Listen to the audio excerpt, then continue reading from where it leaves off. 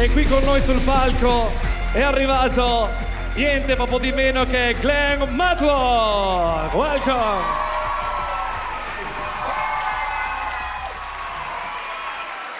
Co-fondatore dei Sex Pistols, bassista inglese, considerato una leggenda. Adesso andremo a conoscerlo piano piano. Con tutte le nostre domande andremo anche a presentare gli altri ospiti sul palco di supporto ovviamente al nostro ospite. Allora facciamo un bel applauso con il messaggero veneto Nicola Cossar. Buongiorno, appena arrivato, applauso pubblico. A seguire abbiamo Andrea Ioime per il Friuli, poi Alessandro Mezzenalona il Piccolo ed infine il Gazzettino con Lorenzo Marchioni, i nostri giornalisti. Grazie. Più caldo l'applauso, grazie. Più caldo. Più caldo. Un progetto Musical Live, musicallive.it, Rivoluzioni Punk 2, andremo a conoscere appunto i Sex Pistols, ma soprattutto Glenn Matlock. Devo presentare il mio braccio destro sul palco. Grazie, Igor. Musicista di fama nazionale, un chitarrista di punta, ma anche un giornalista musicale. Un bel applauso per Gianni Roiati. Grazie.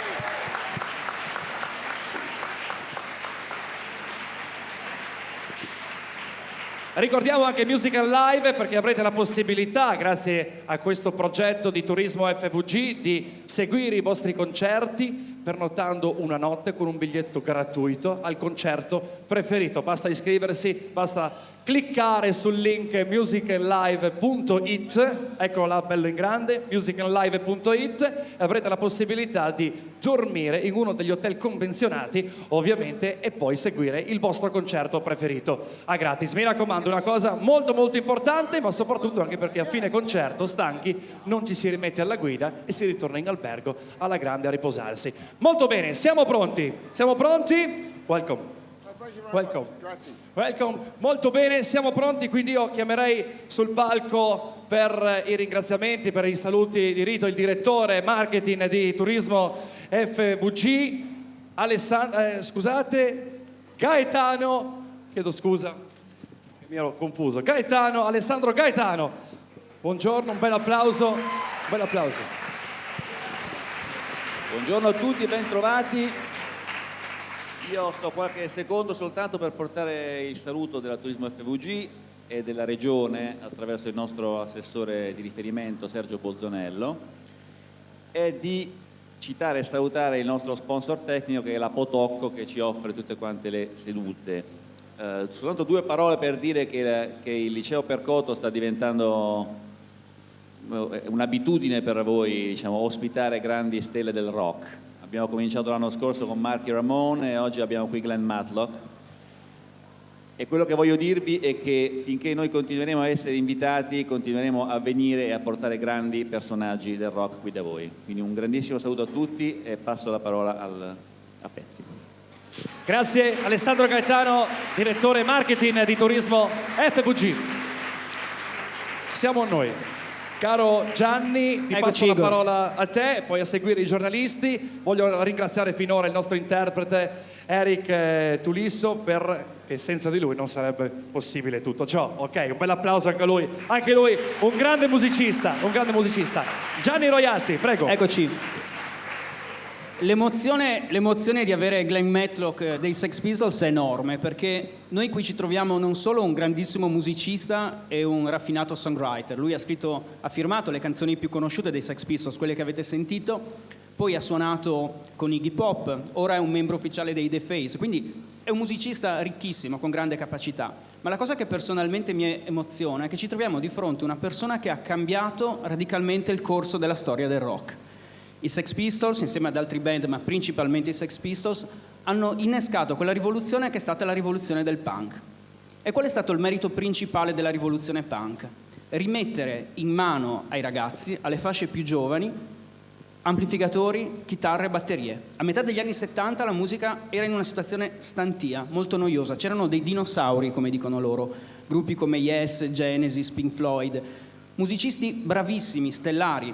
Ma se tu hai 16 anni, sei incazzatissimo per come vanno le cose, e in quegli anni lì la Gran Bretagna viveva in una situazione economica molto grigia, molto scura, non puoi identificarti in una band i cui musicisti sono dei virtuosi, hanno delle strumentazioni costosissime. I Sex Pistols ripropongono un canovaccio sonoro dove tu, con una chitarra messa al massimo, una batteria e qualcosa da dire, puoi tornare a fare musica.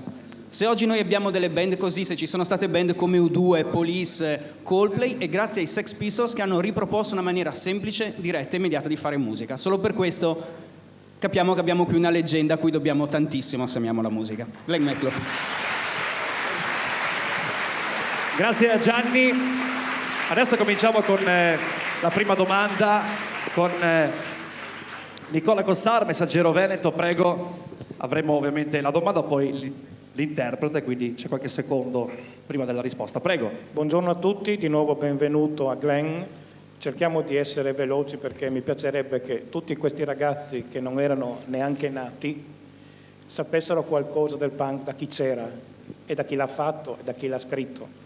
Glenn, questo non è il St. Martin's, nessuno ha staccato la spina, i ragazzi hanno continuato a suonare.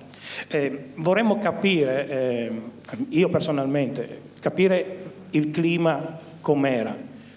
Mi riferisco al vostro impatto con la televisione, con l'Inghilterra, al famoso incontro con Bill Grandi. Cosa è successo in quella trasmissione? Bill Grandi. È importante, affrontiamo uno degli aneddoti cardine della storia dei Sex Pistols, perché quando erano in cima alla popolarità fecero una comparsa televisiva nella quale ricoprirono di insulti questo presentatore creando uno scandalo assoluto. Well, it's kind of quite well documented in England that we did this kind of crazy TV show which we wasn't really going to do. It was a very last minute thing. Queen, of all bands, were supposed to do it. They pulled out at the last minute, and because we was on the same label and we just put a new record out, we did it, and certain things kind of happened. Steve Jones got a bit drunk and swore. The guy who was interviewing us was quite a well-respected journalist, and he'd had an argument with the people behind the scenes, and he tried to take it out on us, and he picked the wrong guys. And when you do TV for the first time, you don't really realise, you know, you're in a little room, and you don't realise that there's millions of people watching you, and it just created a whole big furore. And everything changed overnight. Instead of being on the front page of the music papers, which we had been by then, we were then hounded by the national press up and down the country. Allora, lui ha detto che in quella trasmissione, durante quella notte, loro in realtà non erano neanche gli ospiti ufficiali, dovevano presentarsi altre band, ma nel momento in cui le altre band avevano dato buca, siccome erano sulla stessa etichetta, si presentarono loro alla trasmissione, e Steve Jones, che era il chitarrista, era un po' ubriaco, dice, e quindi semplicemente c'era stata dietro le quinte una piccola lite con il presentatore, che era comunque un presentatore stimato in Inghilterra, e quindi, essendo Steve Jones un po' ubriaco, decisamente hanno sbagliato persona con cui attaccare briga, e quindi loro in realtà, dice, non si rendevano neanche conto cosa voleva dire, perché era la prima volta in televisione, non si rendevano neanche conto cosa voleva dire andare in televisione, perché non riuscivano a realizzare che di fatto c'erano milioni di persone che li guardavano, e quindi semplicemente le cose sono successe così, è scoppiata hanno cominciato a volare insulti, insomma, e lì è cominciato tutto, insomma, ecco. Prego, a volte quasi per caso, da delle sorprese, si conoscono nuove strade. Passiamo a Ioime per il Friuli, prego. Sì, musicalmente parlando il punk non viene dal nulla, out of the blue, come si dice in inglese, nel senso che da una parte c'era il glam, dall'altra c'era il pub rock, che era un ambito in cui Glenn tra l'altro aveva militato, per cui non si può neanche parlare di una rivoluzione musicale propriamente detta. È una rivoluzione a 360 gradi, perché comprende l'abbigliamento, comprende il modo di comportarsi, il famoso insomma, motto no future, il fatto di essere sempre contro qualcuno e poi soprattutto quello che diceva prima, una rivoluzione giovanile vera, cioè ragazzi che a 23 anni si consideravano vecchi. Quindi l'essenza vera del punk era solamente musicale oppure c'era qualcosa in più che stava dietro e questa rivolta era una rivolta contro qualcosa o veramente era riassunta nel nichilismo, nel non sapere contro cosa rivoltarsi? È un po' complessa, lo so. È una domanda interessante perché quello che non deve sfuggirvi, ragazzi, è che i Sex Pistols erano giovanissimi, cioè erano dei ragazzi forse nemmeno usciti dalle superiori. Lui racconta che era molto contento, se vi leggete il libro che oggi presenterà, perché in una delle prime prove dei Sex Pistols compiva 18 anni e poteva andare a vedere un film di quelli un po' zozzetti per la prima volta senza entrare di nascosto. Questo per farvi capire quanto erano giovani. Cioè a 21 anni Sid Vicious è morto, per cui erano poco più che dei ragazzini. Il punk era un movimento giovanissimo. I think the question is a good one, and there's a few different aspects to it. I think when we first started out, we felt totally out on a limb. There was nobody doing or trying to do what we was trying to do. We'd seen what was going on. We didn't like what was going on. We felt there was nothing that really appertained to what we wanted to do. We put ourselves in a position in the wrong end of the King's Road in Chelsea with Malcolm McLaren, who was kind of one of the hippest people in London at the time, and that gave us a very good grounding. But initially, we just wanted to play the music that we wanted to do, but not be, be a bit cleverer lyrically. We wasn't singing love songs, we wasn't singing songs about rock and roll, there was a lot more going on. But when we kind of finally broke through, we found out that there was lots of people looking for the same thing. And we was almost like the standard bearers, the flag wavers in an army. And as soon as we kind of appeared above the parapet, everybody, the length and the breadth of the country, especially after the TV show we spoke earlier on, identified with us, and we was the thing that people had been looking for, but they didn't know what they was looking for. Does that make sense? Yeah, maybe. Praticamente lui dice che in realtà la cosa partiva dalla musica, nel senso che loro volevano fare la musica che volevano fare nel loro ambiente, diciamo. Il fatto è che comunque era una generazione in realtà scontenta di tutto quello che era la situazione sociale e politica che c'era al momento. E anche grazie alla trasmissione televisiva di cui parlava prima hanno scoperto che molta gente insieme a loro si sentiva nello stesso modo, quindi aveva bisogno di sfogare questa cosa repressa che c'era a livello generazionale, quindi insomma di fatto loro sono stati un faro per questa nuova generazione, anche grazie appunto a questa trasmissione qua e anche grazie alla musica che di fatto si staccava da tutto quello che c'era in circolazione al momento, insomma. Does that answer the question? I mean, I think the Sex Pistols were never formed as a sort of a political activist group. We was a band who wanted to play, but we didn't want to be told what we wanted to do. And in a way, we were so apolitical that we was very political. People saw it as a threat, but we just wanted to play our music, Ok, lui vuole aggiungere che di fatto i Sex Pistols non si sono formati con un'idea politica, ma anzi erano talmente apolitici nei loro intenti che di fatto alla fine sono diventati politici. Ecco, questo è il succo del discorso. Passiamo quindi la parola al piccolo Alessandro Mezzena, prego. Buongiorno a tutti, grande gioia per me rivedere Glenn Matlock così da vicino. Volevo chiedergli questo, diciamo che il punk ci è stato spacciato soprattutto all'inizio come la grande truffa del rock and roll. So che molti musicisti rock avevano paura dei Sex Pistols, si dice che Rick Wakeman, che era il tastierista degli Yes, andasse in giro a parlare molto male di voi. Ecco, quindi non era una grande truffa, il rock sapeva che il punk sarebbe andato molto oltre, no? Rispetto a quello che si diceva. Anche questa è una domanda che mette veramente pone i riflettori su un aspetto fondamentale del punk, perché la leggenda dice che i punk non sapessero suonare, ma questa in realtà non era vera. Se voi ascoltate il disco dei Sex Pistols, è uno dei dischi più potenti della storia del rock, ancora oggi nelle produzioni è preso come riferimento. Semplicemente c'era una generazione di musicisti più vecchi che erano terrorizzati che questi ragazzi riuscissero a piacere così tanto suonando dannatamente bene, ma solo 4 accordi.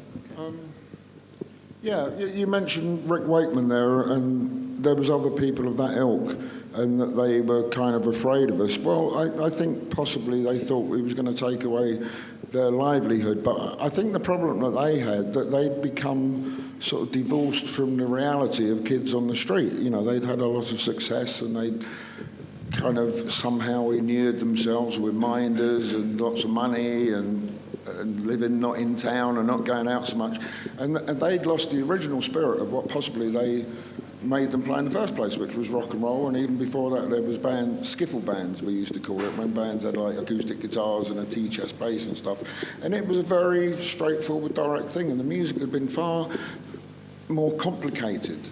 But I think the music they was making was very complicated because it was disguising the fact that they didn't have anything to say that was of any particular worth. That's what they was frightened of. They was frightened of being found out. Lui dice che infatti insieme a Rick Wakeman c'è stata un sacco di altra gente che di fatto avevano paura di loro. Lui ritiene che il motivo per cui avessero questa paura in realtà fosse il fatto perché loro, secondo lui, avevano perso un po' il senso della realtà, perché erano molto ricchi e molto famosi, quindi vivevano tutti fuori città, avevano un bel tenore di vita. E di fatto la grande paura che avevano nei confronti dei Sex Pistols e di altre band come loro era proprio il fatto che loro comunicavano qualche cosa che loro avevano perso, che quindi non erano più in grado di comunicare. Quindi questa era la principale paura. Ecco. I would like to add another thing about Rick Wakeman. Now, he's a fantastic keyboard player. You know, he played on Space Oddity and all that Bowie stuff and all that. And back in just around the time the Pistols were coming out, he did this really stupid thing, which was he made an album, the Six Wives of Henry VIII. Henry VIII, you know, King of England. But he did it on ice at Wembley Arena. Right, which was just completely stupid, right? You know, just overblown. But I found out later that he wanted to book Wembley Stadium, and his management found out for him that it was available to play there.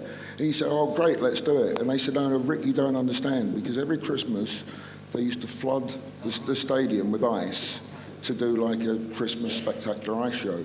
And they said, "You don't understand because it's flooded with ice." And he went, "We'll do it anyway," and that's why I did it. So I thought that was funny. So maybe Rick isn't so bad. E dice che comunque Rick Wakeman è un grande tastierista e quindi lui ha un sacco di rispetto per lui. Secondo lui al tempo lui fece una grossa stupidata, che era quella di pubblicare un album dal titolo Six Wives of Henry VIII. Six Wives of Henry VIII.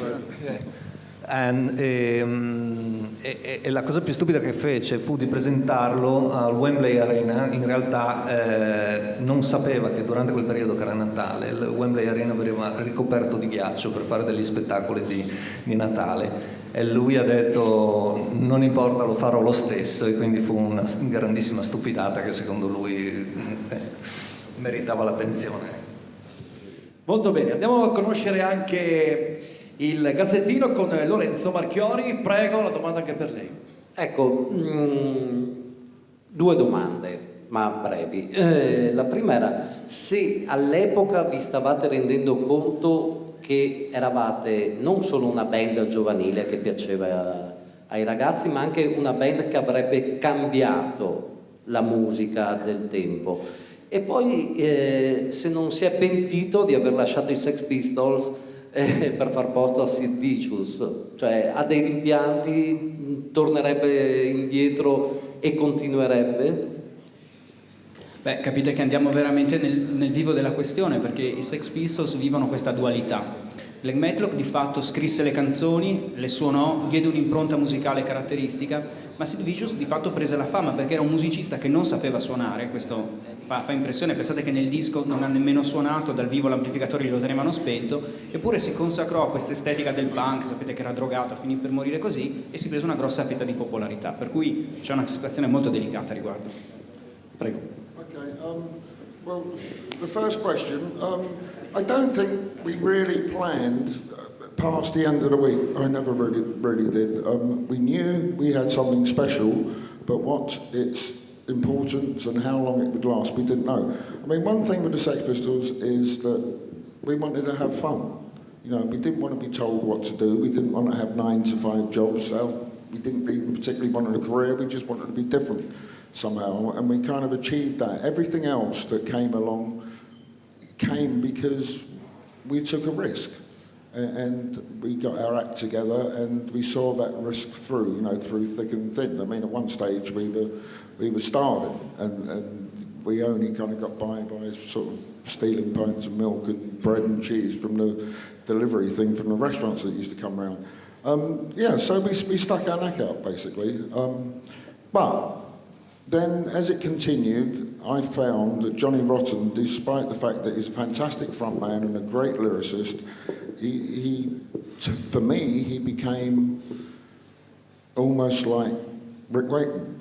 You know, he became a pop star, and it was exactly what we hadn't wanted to be in the first place. So I thought he was a bit of a hypocrite, and being a young guy at the time, it took the fun away from it for me. So that's why I decided not to continue with the band. So, and then Sid came along, and Sid was a good kind of figurehead, although he never actually played or wrote anything. But I always feel I've had the last laugh, because every time the band has wanted to reform over the subsequent years, in fact we played here 5 years ago in the festival in Venezia, they've always asked me to do it, so I kind of feel I've had the last laugh. So, there you go. Praticamente lui dice che al tempo di fatto non realizzavano quello che stava succedendo, però sapevano benissimo che si erano presi dei rischi, perché stavano osando, facendo qualcosa di nuovo, ma di fatto comunque facevano quello che volevano fare, e Malcolm McLaren aveva intuito questa cosa qua.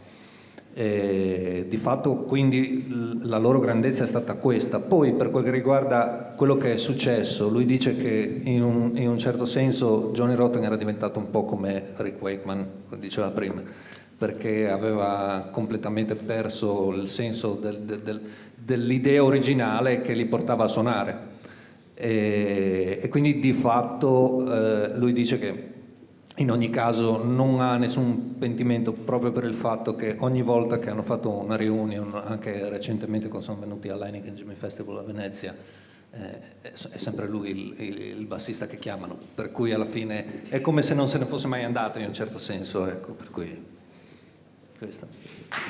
Molto bene, facciamo un applauso perché adesso cominciamo ad entrare un po' nel cuore di questo incontro con Glenn, quindi ricominciamo con Nicola Cossar con la nuova domanda per quanto riguarda sempre il Messaggero Veneto. Prego. Due cose velocissime, short proprio. Uno è una battuta. È vero che ti hanno cacciato perché ti piacevano i Beatles o perché eri troppo un bravo ragazzo? Uno. Seconda cosa, avevate accennato prima, un personaggio chiave per capire Sex Pistols, per capire il movimento punk, è Malcolm McLaren. Volevo capire se ci potevi in una frase dire questo era Malcolm McLaren. C'è un altro bell'argomento.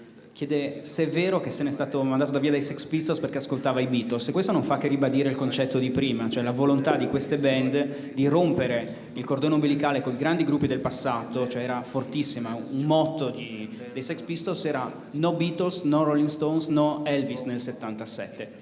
Eppure in realtà lui è quello che scriveva le canzoni, era un grande appassionato dei Beatles, e se noi guardiamo al microscopio la scrittura delle canzoni dei Sex Pistols possiamo vederci che c'è una delicatezza, una raffinatezza di scrittura che senz'altro si ispira anche ai Beatles. Right, okay. Well, the second question first. Malcolm McLaren, he was our manager, but he was also 10 years older than us. He had the best address book in London. He knew all the right people to talk to, all the hip kind of people. And he was somebody who helped us enable what we was trying to do. He never told us what to do. He made suggestions and we picked and chose what we was going to do and what we wasn't going to do. But it was a very symbiotic relationship with Malcolm. As well as the fact he helped us be known as the Sex Pistols, we helped him be known as Malcolm McLaren. Right, and as far as the Beatles thing goes, that's just kind of nonsense, basically. That's an old story, but there you go.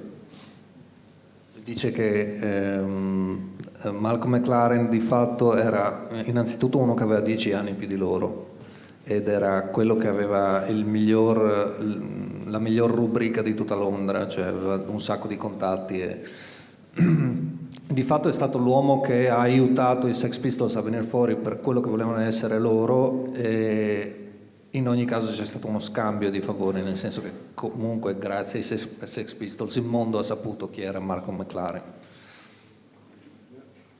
Andrea Ioime, tocca a te, andiamo avanti con le domande, preparate anche voi delle domande perché più tardi toccherà anche a voi, prego. C'è un album famoso che insomma credo tutti conoscono, che è il primo album dei Velvet Underground di Nico. Si dice che quest'album abbia venduto, quando uscì la prima volta, un centinaio di copie, 200 copie, però tutti quelli che l'hanno comprato sono diventati dei musicisti famosi. E se noi prendiamo il primo punk, quello nato attorno al 75-76, è fatto da al massimo 20-30 persone, le stesse persone che poi girano, ruotano, cambiano, fanno altri gruppi, sembrava quasi che stessero facendo delle prove per diventare i grossi gruppi.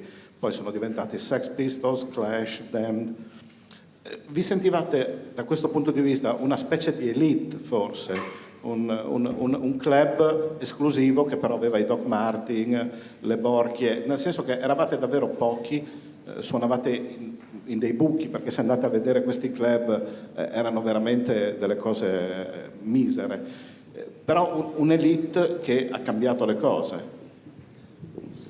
In questa domanda vengono messi in gioco anche le New York Dolls, che era una band americana con la quale aveva collaborato il manager dei Sex Pistols, tant'è che si dice che una delle fonti di ispirazione fu proprio questa band. Questa era una band che faceva delle cose nuovissime per il periodo, soprattutto perché si proponeva con un look agghiacciante. Erano dei musicisti che suonavano in maniera sguaiata, vestiti come dei travestiti, per cui nell'immaginario rock degli anni 70, dove c'erano questi adoni con i capelli lunghi, le chitarre tipo i Led Zeppelin, insomma, che erano delle semidivinità, un gruppo con un'immagine così scalcinata faceva scalpore. E si dice che Marco McLaren sia rimasto molto condizionato da questa band americana quando poi ha plasmato i Sex Pistols.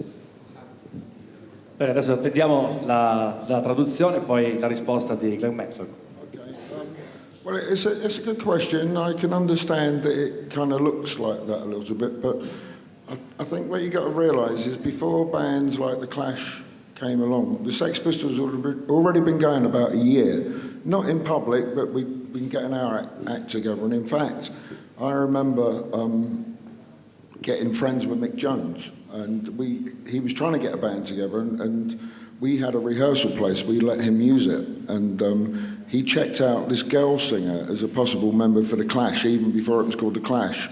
Steve Jones played drums, I played bass, and the singer was Chrissy Hind, right? And we did this song called Get on Your Hind Legs, Baby. Maybe explain as we go along. Lui dice che innanzitutto prima che venissero fuori i Clash, comunque i Sex Pistols esistevano di fatto già da un anno, non come band famosa ma come gruppo di musicisti, e quindi lui diceva che si trovavano Steve Jones e avevano una piccola sala prove e la cantante, quella che doveva essere la cantante dei Sex Pistols in realtà doveva essere Chrissy Hind al tempo, per cui insomma c'era questo tipo di atmosfera qui. But yes, there was a small coterie of about 25 people, and some of them were fans. When we started doing gigs a little bit more, there was some people called the Bromley Contingent, and they were just kids who would come into Malcolm McLaren's shop who dressed kind of weird, liked people. I mean, one of the guys in the Bromley Contingent was called Berlin, or he called himself Berlin, after the Lou Reed album. So that was like one of the few influences on us. But they would come to shows. But those people, the other people in the Bromley contingent were Susie from the Banshees and a guy called William Broad, who became Billy Idol. It was this kind of small, like little gang of like-minded people, and that like-minded gang of people kind of grew and grew and grew. But I'm proud of the fact that of those people, it wasn't only just musicians, it was like fashion designers. The guy who was the very first person to book the Sex Pistols was a guy called Alexander McDowell, and he was at Central School of Art. I went in there to see if I could get a gig, and I met this guy, and he was the social secretary with this other guy who was his sidekick. And Alexander McDowell is now one of the top artistic designers in Hollywood. He did Charlie and the Chocolate Factory, The Watchmen, The Terminal. He designed the whole thing. The other guy who was with him was Sebastian Conran, who now runs the whole Conran empire. You know, every people from that little punk scene. Another person we haven't mentioned who was involved with Malcolm McLaren was Vivienne Westwood, who's one of the biggest fashion things, but not just for selling things, but for doing really good quality, interesting stuff. They all come out of the punk movement. I'm proud of that fact, to be involved with all that.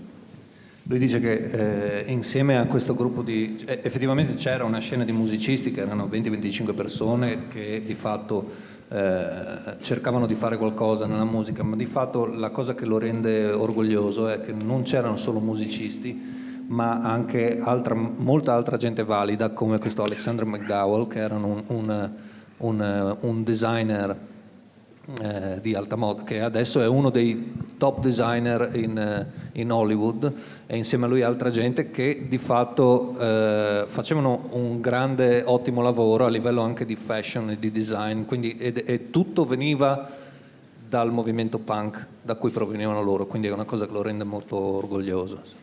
You know, so the whole punk thing was it wasn't just a look, it wasn't just a sound, it was that, but it was an attitude to try and be a little bit different and be more interesting and stir things up. And I think all the people that we've mentioned have done that, you know, from coming out that punk kind of spirit thing. Lui dice che di fatto il punk quindi non era solo un'attitudine musicale, ma era in realtà un atteggiamento a 360 gradi, appunto, che voleva cambiare le cose, mescolare le cose rispetto a come stavano al momento, all'epoca, e quindi tutto veniva da quel gruppo di persone lì, e la cosa che lo rende appunto orgoglioso è che tutta questa gente qua fa nel suo campo, opera molto bene anche al momento, insomma, per cui molto bene. Agree, sì. Andiamo avanti ancora con le domande, prego. Lei non si è mai fermato al successo, al mito dei Sex Pistols, ha fatto dei dischi anche molto belli, sto pensando per esempio a quello di Glenn Matran dei Philistine, che a me piace tantissimo, quindi ha sempre macinato musica, è sempre andata avanti. Oggi secondo me la musica si è fermata di nuovo, pensiamo che il rap viene usato anche per fare i jingle in TV. So che lei apprezza alcuni gruppi nuovi, per esempio ha parlato di questi canadesi che si chiamano Ringo, Death Star. Secondo lei cosa servirebbe oggi alla musica per rilanciare un po' come è stato il movimento punk, insomma, per creare un movimento di un po' di rottura nel mercato? Beh, avete capito, non ha grossi bisogni di commenti questa domanda. Effettivamente la musica oggi è stantia. Pensate che la scena musicale è monopolizzata dai programmi tipo Amici, X Factor, cose abbastanza avvilenti se pensate a quello. Immaginate che potenza sarebbe se un gruppo come quello che ha suonato oggi si presentasse in televisione e rivoluzionasse tutto come hanno fatto loro. C'è la sensazione che questo non sia possibile per quanto è cristallizzata la situazione musicale, per cui è una domanda interessante. Vediamo se vi dà qualche dritta per cambiare la storia del rock anche a voi. Ah, ok. Deve ancora tradurre. Vai Gianni. Beh, questo veramente è un aspetto interessante. Preparatevi delle domande, secondo me, se ci sono tra voi dei musicisti. A me affascina proprio come musicista l'alchimia che ha reso unici i Sex Pistols nella capacità di andare completamente oltre quello che avevano fatto le generazioni precedenti, no? Okay, a good long question again. Well, I'm glad you appreciate the newer stuff that I'm doing. I always try not to live in the past. It's a bit weird for me. I'm pleased to be here, but it's a bit kind of weird to be talking about something that happened over 35 years ago here. But thank you for inviting me. That's kind of cool. Yeah, I like to try and keep my finger on the pulse of what's going on, but what is going on, there seems so many different disparate kind of things, and there's so much more stuff going on these days that I don't know how vital some of it is, but it's good that it's happening. Whether there's going to be another punk movement, I don't know. Whether there should be another punk movement, I don't know. I think the closest thing that we've had to it is the whole hip-hop thing with the black people in America, which was really kind of, you know, pretty hard-edged lyrics. I think that's the closest thing we've had to it. I think possibly the thing that we do have as closest to the punk thing is not a musical thing, it's the internet. You know, that's the newest thing that's come along in the past 10, 15 years, where people can, all around the world, can liaise and discuss and hatch things with each other.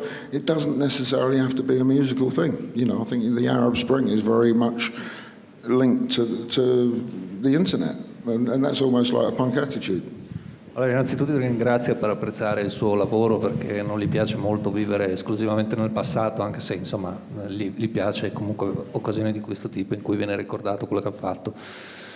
Lui dice che fondamentalmente ci sono talmente tante cose adesso che non sa esattamente se ci potrà essere un'altra sorta di rivoluzione punk. Quello che lui vede nella musica più vicino a una rivoluzione di questi tempi è tutta la scena hip hop americana, che ha un sacco di evoluzione e che quindi ricorda un po' questo distacco rispetto a tutto quello che c'è intorno. Però lui tiene a specificare che secondo lui la rivoluzione non deve essere per forza una cosa musicale a tutti i sensi, ma per esempio una cosa molto forte che c'è negli ultimi 10-15 anni è internet. E quindi il fatto che con internet si possa comunicare, scrivere, creare e soprattutto non ci siano barriere di nessun tipo, questo può essere considerato una vera e propria rivoluzione punk, insomma. And also, yes, I did when I was in. I always get asked a lot when I do interviews. You know, what's the next big thing? And what's the latest band you've heard of?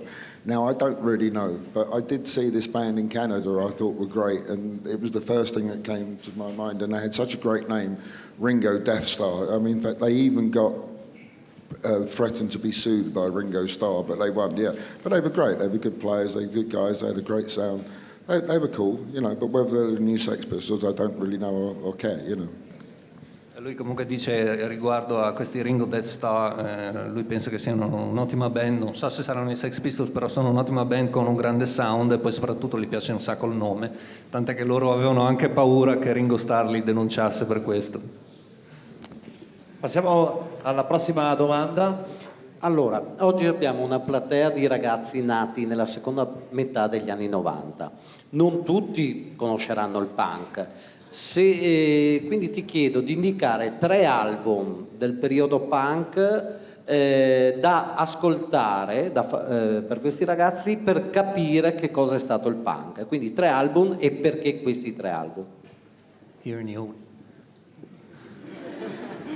Se vuoi farci sentire la traduzione, va bene. È ovviamente interessante prendere un incontro come oggi come spunto per poi approfondire le proprie conoscenze musicali, perché il punk ha innescato una serie di movimenti collaterali incredibili a livello della musica. Il mio suggerimento è di affiancare agli ascolti del punk per esempio tutta la New Wave, che è una corrente musicale che prende origine dal punk, dalla semplicità del punk, per poi svilupparsi magari in contesti più raffinati. Però sentiamo. Okay, well it seems like a simple question, but I think there's more influential punk albums than 3, but I think obviously they should listen to the Sex Pistols, never mind bollocks. I think the Ramones' first album, and I think one of the most important albums for me, because I know you had Marky Ramone here. How long ago was that? Oh, 2 months ago. In May, yeah. Well, the thing with Marky's a friend of mine, and he was in a band called the Ramones, and it was kind of weird because when we were starting out, you don't get to make a record and have it released for quite a while. You learn to play, you write songs, you do little gigs, you get a bit bigger, you do some demos. You know, it's a long-going process, and we'd heard about these bands in America, but we'd never actually heard them because they'd never put records out, and they was in America, and the same, they probably heard about us, but we hadn't put a record out. And when they came to London for the first time, we all went to see them, and it was really quite startling how close they were. And I think it was because basically they'd all got fed up with the same set of influences, you know, the Yeses, the Genesises, and wanted to go back to square one. But it was really quite shocking how close we were. So I think you should check out the Ramones. But around that time, there was another band that didn't really become that big, but possibly should have done, and they made an album, and it's Richard Hell and the Voidoids. But they cut the most important single, and it inspired me to write Pretty Vacant. Now, I'd never heard the song, I'd just seen the title of it, but the song is called Blank Generation, and I think that is the most important punk song ever. Richard Hell and the Voidoids, and the song was called Blank Generation.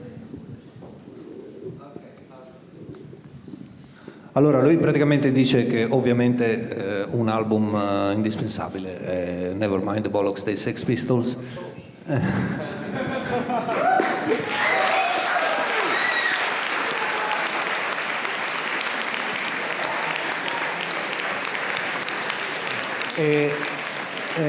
Oltre a questo, lui dice il primo album dei Ramones, e riguardo ai Ramones racconta un episodio significativo, cioè che in quegli anni loro di fatto stavano nascendo e diventando sempre un po' più grandi, e avevano sentito parlare di questa band in America, che appunto erano i Ramones, ma di fatto non c'erano i loro dischi in Inghilterra, come probabilmente i Ramones avevano sentito parlare dei Sex Pistols, ma in America non c'erano i dischi dei Sex Pistols. Quindi la prima volta che i Ramones vennero in Inghilterra, lui dice che andò a vederli e fu una cosa scioccante scoprire quanto vicini erano nel loro mondo musicale, nonostante non si fossero mai sentiti. E di fatto lui attribuisce questo al fatto che probabilmente loro facevano la loro musica come loro, stanchi delle stesse cose, fondamentalmente di tutto quello che c'era intorno, che appunto li stancava a tal punto che avevano deciso di fare esattamente lo stesso tipo di musica. E poi lui dice che c'è una terza band, di cui adesso mi faccio tornare a dire il titolo, che ha ispirato un sacco la scrittura di Pretty Vacant, che è stata una grande influenza per lui personalmente, che reputa che possa essere un ottimo album. Richard Hell and the Voidoids. Hell. Richard Hell and the Voidhead, okay. And Do you know what? I don't even know what it's called. okay, non It's si got ricorda Blank l'album, ma Generation on the it. song was that? Blank Generation. Blank Generation, ok. Molto bene, allora siamo a metà più o meno di questo incontro di questa mattina, quindi stiamo conoscendo un po' il passato di Glenn Matlock, però dopo andremo a parlare anche del futuro, perché lui ha scritto un libro che stasera andremo a presentare alla Feltrinelli. Allora, se volete fare qualche domanda, ok, basta alzare una mano, vedo già un ragazzo con la maglia rossa, arriviamo tra poco, però prima volevo anche farti fare te una domanda. Grazie. Tu sei un giornalista musicale, quindi anche da parte tua una domanda. Una cosa che incuriosisce molto è questa: tra le band più famose degli ultimi 30 anni ce ne sono due in particolare per i quali i giornalisti si sono spesso riempiti la bocca di Sex Pistols. Sono i Green Day e i Nirvana, per i quali è stato fatto molto spesso un accostamento ai Sex Pistols. Come vive tu questa cosa, questo accostamento? Voi sapete che i Nirvana hanno innescato il grunge, mentre al momento i Green Day forse sono i principali testimoni del punk, e spesso vengono associati, non spesso, sempre ai Sex Pistols. È curioso sentire da un membro originale se effettivamente ci si riconosce in queste band o si sono semplicemente appropriate di questa immagine, di questo sound. Okay, yeah, you mentioned those two bands, Green Day and Nirvana. I like Green Day. I think they're a good kind of pop rock band. Whether they're a punk band, I don't know. But I think when they came out originally, it was the first time they'd had a big sort of major recession in America. And when I first went to America in 1979, I was playing with Iggy Pop. It was kind of funny because kids would come up dressed as punks, and they say, hey, do you want to go party? And we go, yeah, how are we going to get there? And they'd have this big Cadillac, you know, and they were supposed to be punks, you know, and that was the American way of doing things. And then things changed, you know, and Green Day came through on the back of that. So kind of good luck to them, but I don't think they're as vital as Nirvana. I think Nirvana were a far more important band, and I think at least they owned up. I mean, they even called their album Nevermind, you know, so perhaps if you're going to go on for it. Allora, lui dice che i Green Day gli piacciono, poi che siano punk loro è tutto da dimostrare. Di fatto sono un'ottima pop rock band e quando vennero fuori per la prima volta lui era in America e non sapeva come di fatto gli americani considerassero il punk e a un certo punto racconta che si presentò a lui questo ragazzo vestito da punk che li pronunciava in inglese tipo vogliamo andare a far festa, solo che poi si presentava con una Cadillac fiammante, quindi sì, insomma per lui non era esattamente quello che il punk era nei suoi giorni di certo. Lui in base alla domanda lui dice che di fatto i Nirvana sono stati per lui una band molto molto più importante, che è contento che vengano accostati i Sex Pistols, e non a caso secondo lui il loro album più famoso si chiama Nevermind, che magari ricorda Nevermind the Bollocks. Thank you. I would like to say that, thank you, grazie. But I would like to say out of those two bands, I think somebody who's far more important and is a bit closer to punk is maybe Eminem. You know, that, for me, that's far more punk than either of those bands. Lui dice che in ogni caso non serve andare a cercare nel sound la vicinanza al punk, ma secondo lui quello che è più vicino al punk al momento è Eminem.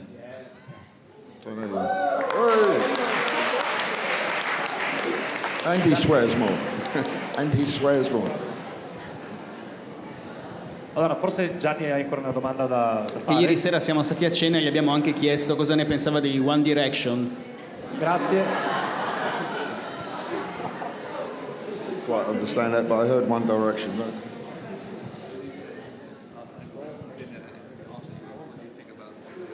Oh yeah, we preferred Wrong Direction. Would have been better. Digli che ha inventato una band che si chiama Wrong Direction. C'è una band in realtà che lui apprezza di più che si chiama Wrong Direction, la direzione sbagliata.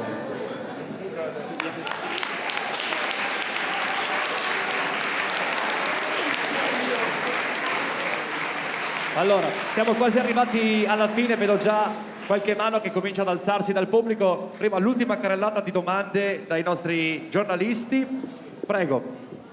Ma sarebbe bello che parlassero i ragazzi, comunque una veloce. Tutti abbiamo delle radici musicali, delle passioni, magari li prendi in giro e ricordiamo la loro versione di My Way, ma Eddie Cochran o altre cose, o Stooges. Quali sono le radici di Glenn, non dei Sex Pistols, le radici musicali di Glenn?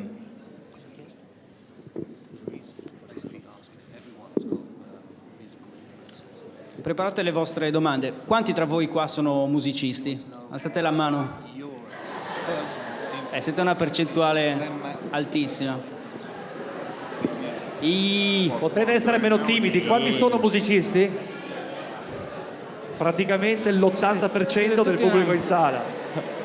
Okay. Voi potreste innescare una nuova rivoluzione musicale, siatene consapevoli. Fatevi...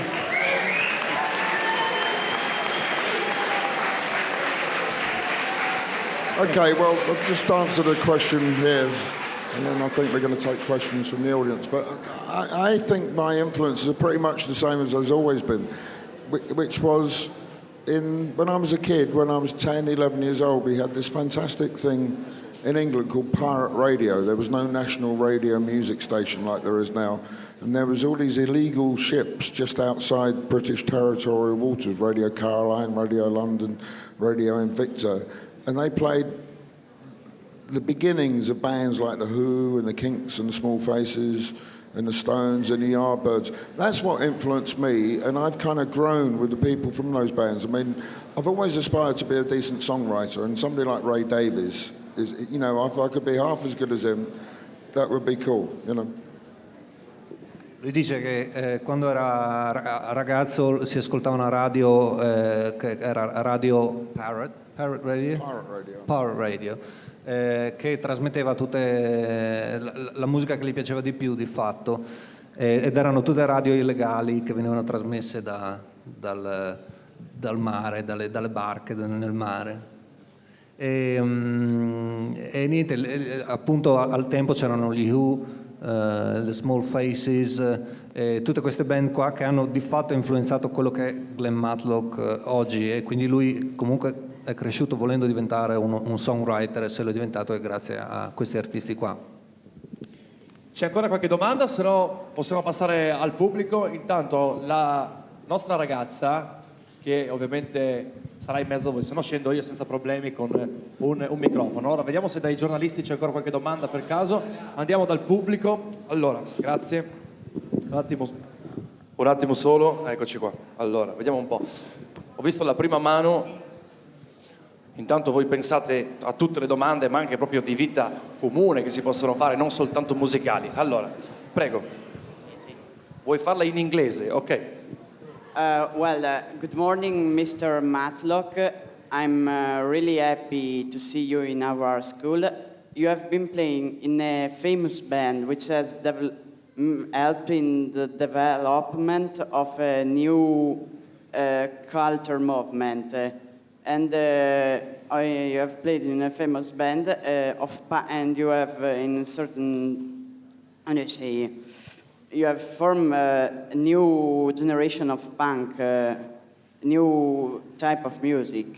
But nowadays, many people regard punk as to punk people as people who take drugs, drink a lot, and say bad things. How would you describe punk? Bene, Enrico, se vuoi fare la traduzione della domanda ora e per poi tradurre ancora la cosa, come vuoi. Facciamogli un applauso anche al nostro interprete perché è un lavoraccio. È un lavoraccio. Prego.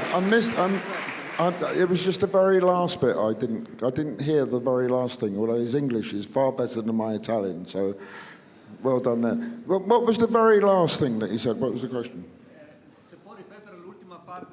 Ecco, se puoi ripetere l'ultima parte della domanda.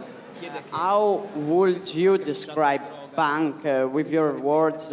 How do you feel punk is? All right, okay. Well, I think that punk is an attitude. It's a way of going about life, but I don't think you have to dress like a punk. I don't think you have to have really sticky up hair and bondage trousers all the time. That was a long time ago. If you walk around looking like something from the past, your attitude will be somebody from the past, you know, like the good old days. I don't believe in that. I believe that tomorrow is what you should be looking towards. So that's where I'm at, basically. Does that answer your question? Lui dice che il punk non è semplicemente un modo di vestirsi, non è che devi avere la cresta di 1 metro e i pantaloni rotti per fare il punk. Il punk deve essere un qualcosa che tu hai dentro che è simbolico di una rottura, e lui dice che quello a cui tu devi guardare non è il passato, perché se tu ti vesti in quel modo lì semplicemente stai guardando una cosa già passata. Il punk dovresti guardarlo semplicemente con gli occhi proiettati al futuro, per cui questo è essere punk. Bene. Allora, abbiamo una domanda. Allora, raga, pure tu in inglese? In italiano, ok. In italiano. Ok, allora, come mai hai iniziato a suonare proprio il basso e c'è qualche altro strumento che suoni? Quindi chiediamo anche delle domande abbastanza semplici, nel senso che sono delle domande o dei desideri che tutti i musicisti giovani si sono fatti, si sono chiesti. Prego. Why do I play bass? Because somebody had one for sale when I was about 15 years old, and I thought that would be kind of good. I do 2 things. I'm a songwriter, and I always play and write my songs on an acoustic guitar. And in fact, I'm going to be doing a little gig at a bookstore in town a bit later on. But when you choose to play bass guitar, it's a very lonely kind of thing doing it at home in your bedroom by yourself, when you can take that how you like it. But it means that you have to work with other people. So I always wanted to be more of a team player, basically. Allora lui dice che comunque è un songwriter che quindi comunque compone le canzoni con la chitarra acustica, infatti lo show che farà nel pomeriggio alla Feltrinelli sarà con chitarra acustica e gli show che sta facendo recentemente sono con chitarra acustica. Lui dice che ha deciso di suonare il basso perché comunque è uno strumento che va suonato insieme agli altri membri della band e quindi lui si è sempre sentito come parte di una squadra, quindi gli piaceva l'idea di suonare il basso proprio per sentirsi parte di una squadra. Right, but also I'd just like to add to that, when I was listening to the bands that we were speaking about earlier on the pirate radio stations, there was also the best pop program I think ever in England. It was called Ready, Steady, Go. Ready, Steady, Go. Get ready, steady, go, right? And it had like all the Motown acts on, the Rolling Stones, and the Small Faces. And I really dug the Small Faces because they were mods, they were from London when the Beatles were going on, it was all Liverpool, and like, I'm a Londoner, I was embarrassed about that. And this band came through, The Who, but the Small Faces were kind of different. And within the Small Faces, there was a guy called Ronnie Lane, who was the bass player. And he was kind of different still, and I just kind of picked up on that, and he was a big influence. He wasn't on my hero, but he was a big influence. And in recent years, I got to play, Ronnie Lane passed away, and the Faces reformed, which was the band that went on from the Small Faces, and I was very privileged to be able to fill his shoes. That was like the highlight of my career, I think, so far. C'è un altro aneddoto che lui dice che è legato alla radio di cui parlava prima, che trasmetteva questa band che erano gli Small Faces, e gli Small Faces erano di fatto una grande influenza per lui, non diciamo i suoi eroi, però comunque una grande influenza, anche perché venivano da Londra e quindi rispetto ai Beatles che comunque avevano reso popolare la loro musica a livello mondiale, venivano da Liverpool, per Londra era un po' una frustrazione e quindi era molto orgoglioso di loro che venivano da Londra e soprattutto il loro bassista Ronnie Lane era un bassista molto particolare che è stato una grande influenza per lui e adesso che lui è morto e gli Small Faces hanno deciso di fare una riunione, è stato molto orgoglioso di essere stato il bassista per questa riunione. Abbiamo Grazie. Abbiamo ancora delle domande per Glenn, prego. Come sentirsi un punto di riferimento per il punk e come vi siete conosciuti per formare la band? Quindi proprio i primi momenti che Glenn ha vissuto, un po' gli chiede la ragazza, quindi quello che ha provato, come soprattutto è nata questa band, che probabilmente era anche un gruppo di amici all'inizio. Allora, vediamo perché abbiamo spazio per 2 domande, ecco la campanella, fermi qua, non si va via. Ancora spazio per forse 2 o 3 domande al massimo perché poi dobbiamo andare a chiudere. Prego. How do I feel about that? I don't know how I feel about it. It's kind of weird, 35 years later to be sitting here today. I'm honoured to be here, but I've never really known any different. I kind of got involved with this thing, the Sex Pistols. It became what it was, and I've had to deal with the kind of consequences ever since. It's not something you can just kind of walk away from. And every time I play, I kind of get asked about the Sex Pistols. So until you do something that eclipses that, it's very hard to live it down. But it's not such a bad thing to have to want to live down anyway. So. Allora lui dice che lui sa benissimo di essere considerato un punto di riferimento per il genere ed è una cosa che semplicemente gli è capitata e che quindi è difficile fare un punto della situazione e dire cosa ne penso a riguardo. È sicuramente una cosa che gli fa piacere ed è un grande onore per lui anche partecipare a iniziative come queste, incontri come questi. È chiaro che lui, essendo comunque musicista e facendo della musica, si rende conto che girando per il mondo lui comunque viene sempre associato ai Sex Pistols nonostante faccia altre cose. Lui crede che sarà sempre così finché non gli succederà di fare un qualcosa talmente forte che si discosterà dalla cosa. Comunque insomma è una cosa che gli è capitata e che di certo non gli fa dispiacere. Ok, abbiamo ancora 2 domande, prego. Allora, buongiorno, volevo chiedere... Volevo chiedere in particolare la sua opinione su un gruppo di quei tempi, appunto, sui Clash. La sua opinione, come li vedeva come musicisti, li vedevano come... cioè, che opinione ha sui Clash? Prego anche la traduzione. Visto una mano in fondo alla sala, arrivo un attimo solo. Purtroppo non ci sarà la possibilità di rispondere a tutte le domande, però vi ricordo che questa sera dalle 17:30 saremo alla Feltrinelli per presentare il libro. Un attimo solo, attendiamo la risposta. Well, do you want to know about the Clash first? I think the Clash, when they first started out, had a bit of a way to go, but I think they developed because they had a chance to make, I think they made 5 albums in the end, and they really kind of found their feet over a couple of years. Initially, it was good luck to them, but they didn't quite cut it for me. But then when they did Sandinista and when they did Rock the Casbah and stuff like that, I thought that was really good, you know, so there you go. Allora, rispetto all'inizio non gli piacevano molto perché comunque venivano accostati a quello che facevano loro, però di fatto loro nei loro 5 album si sono evoluti un sacco e quindi quando hanno cominciato a fare brani come Rock the Casbah o questi brani di questo disco qua, loro fondamentalmente hanno cominciato a piacerli, insomma credeva che fosse una cosa molto buona.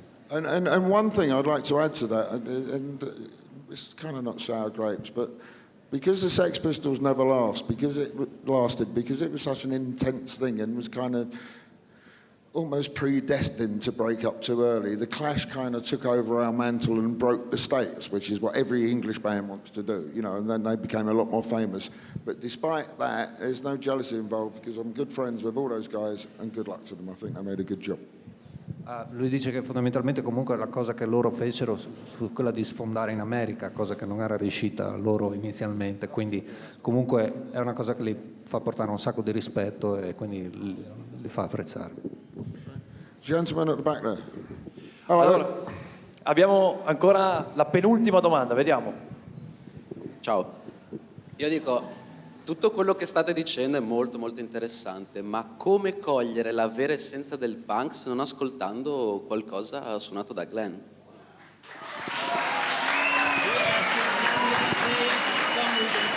Oh, ok. Questa è più che una domanda, è quasi una richiesta, no? Non so se sarà possibile farlo adesso, magari sicuramente più He's got a tardi. good point there, yeah. Okay, well, I hadn't planned to, but...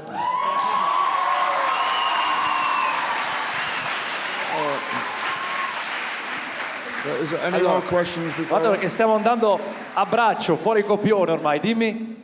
Forse serve che gli venga portata l'asta se vuole fare un brano con la chitarra. Allora, Ricky, abbiamo bisogno di un'asta e di una chitarra. Qualcuno ci dia una mano, grazie. Intanto prepariamo l'ultima domanda. Eccoci qua. Questo è un regalo, Fategli un applauso forte. Anche perché siamo negli ultimi minuti della diretta streaming. Salutiamo tutto il pubblico da casa, che è numerosissimo.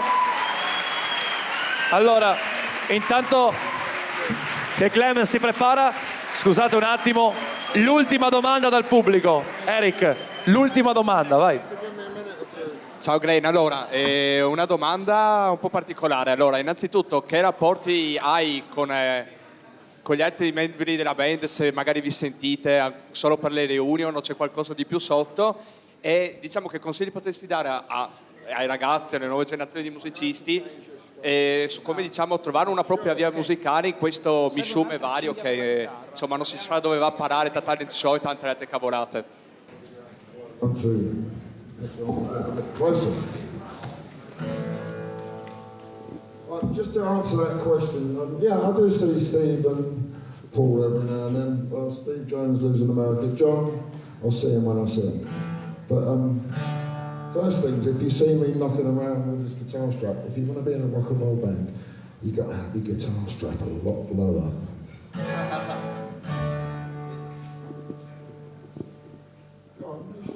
I'm still fiddling it.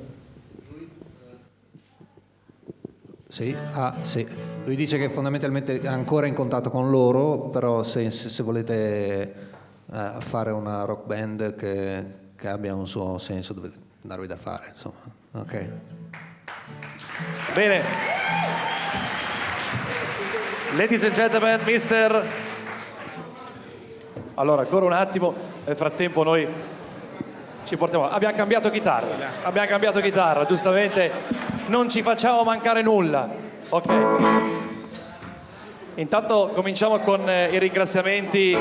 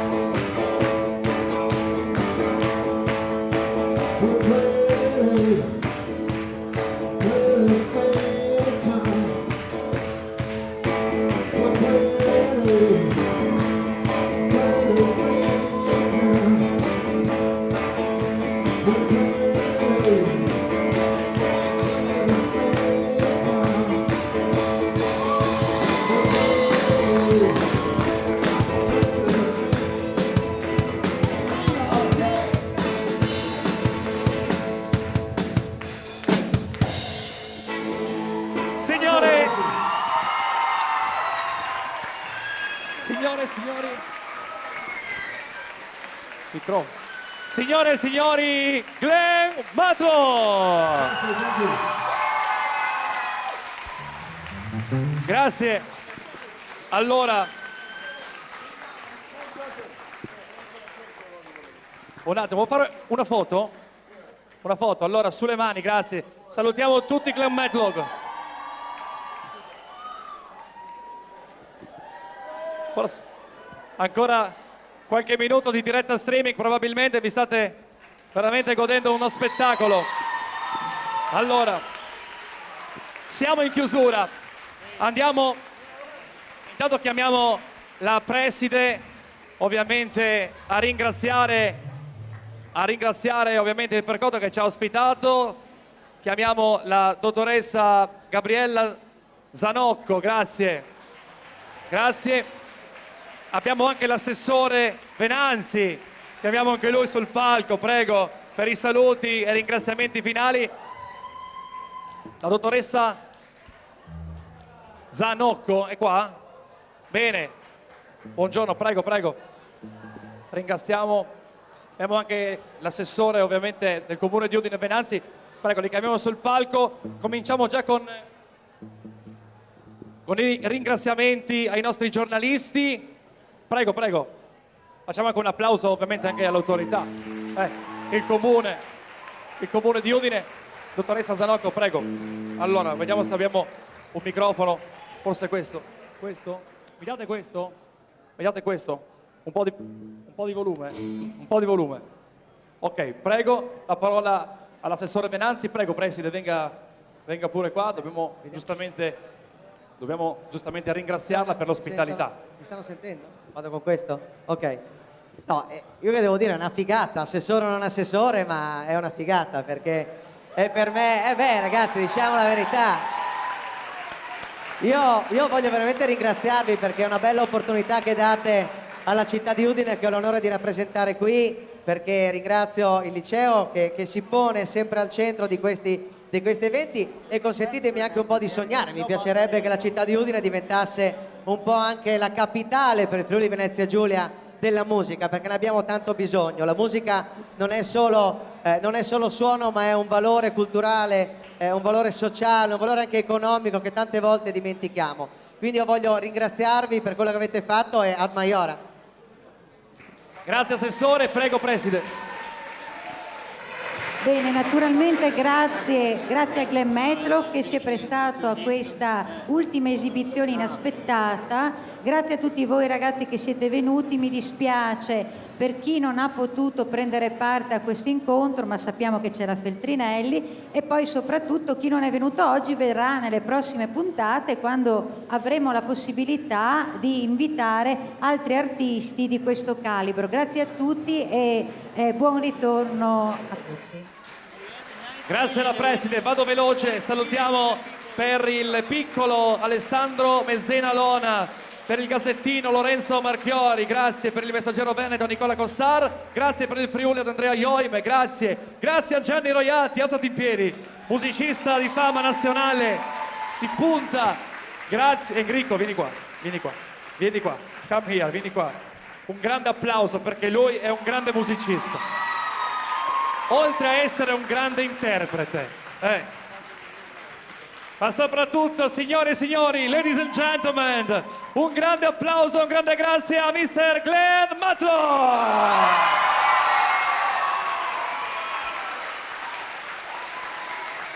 Questo applauso lo portiamo anche a Turismo FVG, che ha organizzato Rivoluzioni Punk 2, al grande progetto Music and Live Events, la possibilità di godervi il vostro spettacolo, il vostro concerto in uno degli hotel convenzionati. Basta andare su musicandlive.it. Grazie a tutti.